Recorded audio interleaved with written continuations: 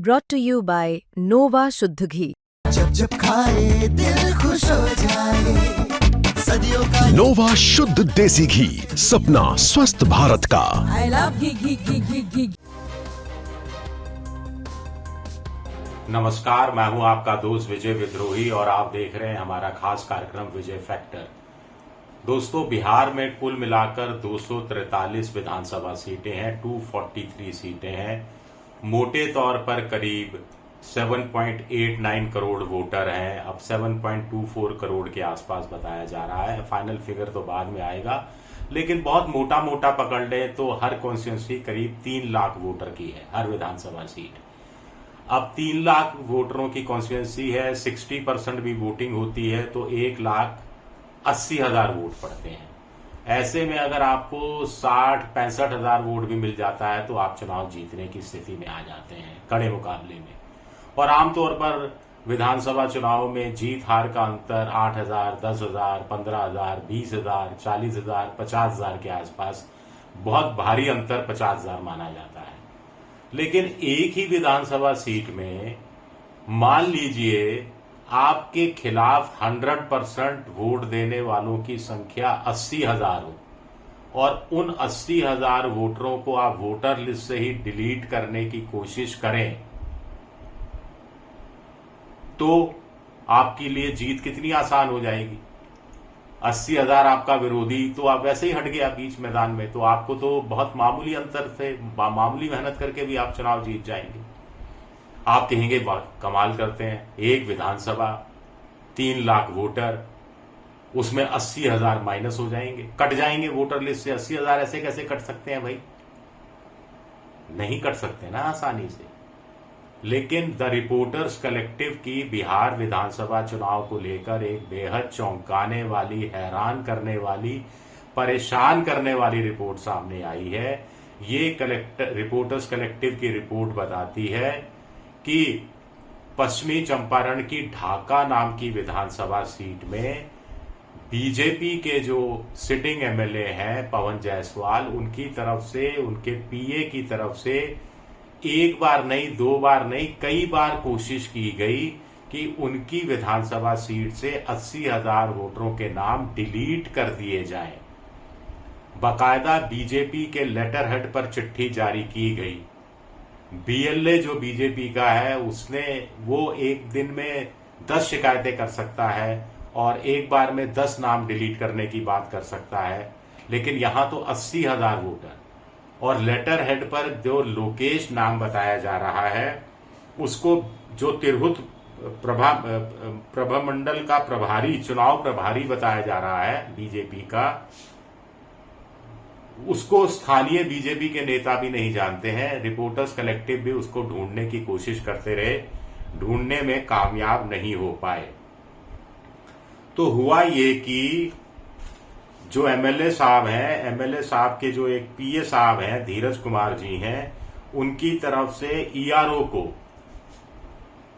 Election का जो returning officer होता है, उसको एक एप्लीकेशन दी गई। उसमें नथी किए गए 78,384 वोटरों के नाम और कहा गया कि इनके नाम डिलीट कर दिए जाएं।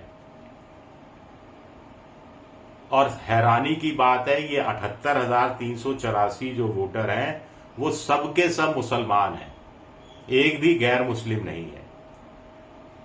इससे पहले शिव कुमार चौरसिया का भी नाम बताया जा रहा है, जो बीजेपी के बीएलए हैं, उनकी तरफ से वोट डिलीट करने की कोशिश की गई। हैरानी की बात है कि रिपोर्टर्स कलेक्टिव की रिपोर्ट के अनुसार जो स्थानीय चुनाव अधिकारी हैं उन्होंने भी माना कि बार बार इस तरह के अटेम्प्ट हुए थे वोटरों, ये 78,384 लोगों के नाम डिलीट करने के लिए। बीजेपी के स्थानीय पदाधिकारियों ने भी इस खबर का खंडन नहीं किया है, इसकी पुष्टि नहीं की, ये अलग बात है, लेकिन खंडन भी नहीं किया है।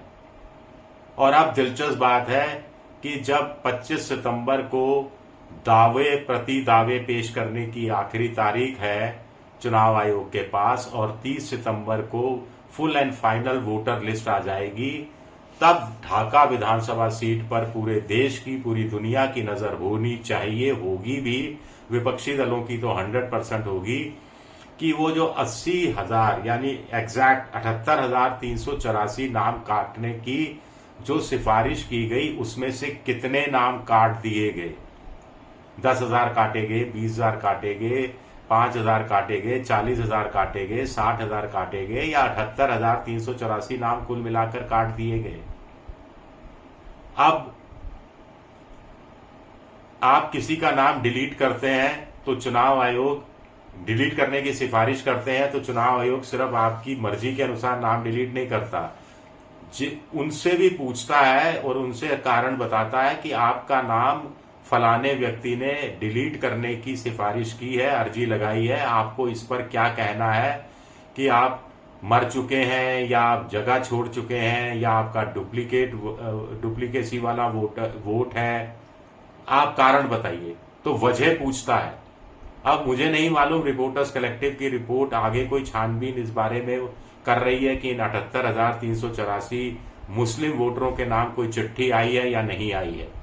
आई होगी, नहीं आई होगी, मैं इस बारे में यकीन के साथ नहीं कह सकता, लेकिन सिफारिश 100% की गई। इसको चुनाव अधिकारी भी स्वीकार रहे हैं कि एक नहीं कई बार कोशिश की गई। अब आगे की खबर यह है कि अगर एक सीट पर इतने वोटरों के नाम काटे जाने की, वो भी मुसलमान वोटर जो कि 100% एनडीए का साथ नहीं देने वाले, बीजेपी का साथ नहीं देने वाले, नीतीश का साथ नहीं देने वाले, 100% से मतलब मोटे तौर पर अभी जो सर्वे बता रहे हैं कि 85% से ज्यादा मुसलमान महागठबंधन के साथ जाते हुए दिख रहे हैं, ओवैसी के साथ जाते हुए भी दिखाई नहीं दे रहे हैं। तो ऐसे में सिर्फ ढाका विधानसभा सीट नहीं है, ऐसी मुस्लिम बहुल 50 के आसपास सीटें 243 में से मानी जाती हैं। और इसके अंदर जो पूर्णिया है, अररिया है, कटिहार है, किशनगंज है, इनमें तो कुछ जगह 50%, 55% तक मुसलमान हैं। आमतौर पर 20-25% से ज्यादा मुसलमान है। वैसे भी करीब 18%, 17% मुसलमान वोटर है जो 50 सीटों को प्रभावित करता है। तो क्या ये ढाका में ही हो रहा है? ढाका में तो सोची समझी रणनीति के तहत हो रहा है। एक बार रिजेक्ट हुआ तो दूसरी बार अप्लाई कर दिया, तीसरी बार अप्लाई कर दिया, बार बार कोशिशें की गई।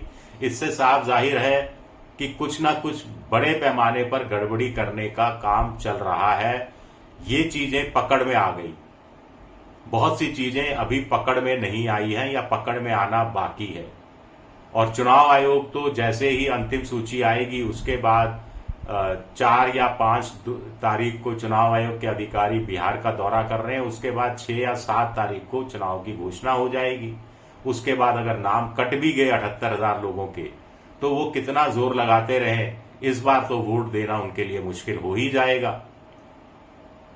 तो ये वोट चोरी का एक वर्ल्ड रिकॉर्ड है क्या, या वर्ल्ड रिकॉर्ड बनाने की कोशिश है क्या, जो समय रहते पकड़ में आ गई?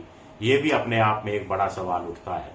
शुक्रिया मेरा वीडियो देखने के लिए, बहुत बहुत शुक्रिया।